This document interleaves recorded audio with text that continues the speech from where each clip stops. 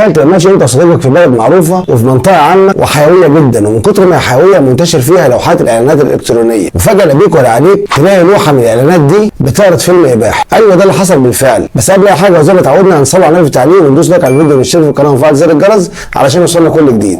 ويلا بينا نشوف ايه التفاصيل.